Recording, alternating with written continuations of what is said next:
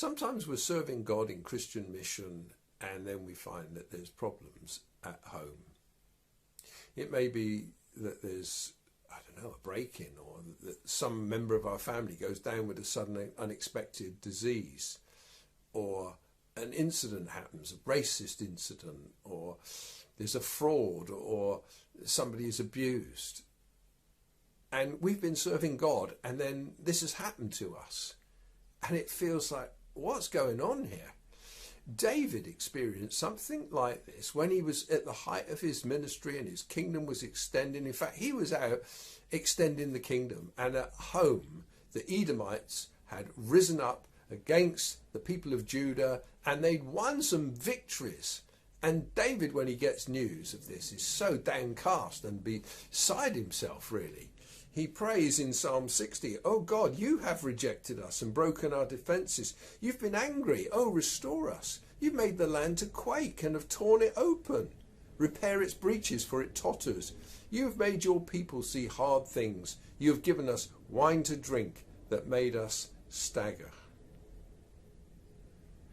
But you notice in verse 5, he's not feeling totally cast off and abandoned. He says, "That your beloved ones may be delivered." He still knows he's loved.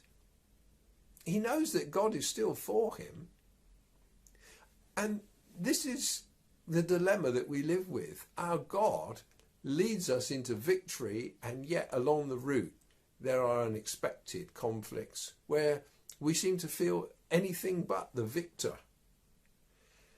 The perspective that comes is a prophetic word. God has spoken in his holiness. "With exultation I divide up Shechem and portion out the vale of Sukkot. Gilead is mine, Manasseh is mine, Ephraim is mine, Judah is my scepter, Moab is my wash basin. Upon Edom I cast my shoe. Over Philistia I shout in triumph." All these enemies God writes off. Maybe it's an indwelling sin, some temptation that just dogs us and dogs us. But in the end, God says, "I will give you the victory." Who will bring me into the fortified city? Yeah, there are strongholds. There are hard situations that are going to require fortitude, faith, perseverance to break through. Have you not rejected us, O God? You've got to overcome that feeling that God has abandoned his people and pushed through. "Oh, grant us help against the foe, for vain is the salvation of man." But look at his confident conclusion. "With God, we shall do valiantly." David's back on his feet. David's faith is back in focus. And that's what we need to do. Take every thought captive, make it obedient to Christ. And then we'll end up singing songs of victory. He will tread down our foes.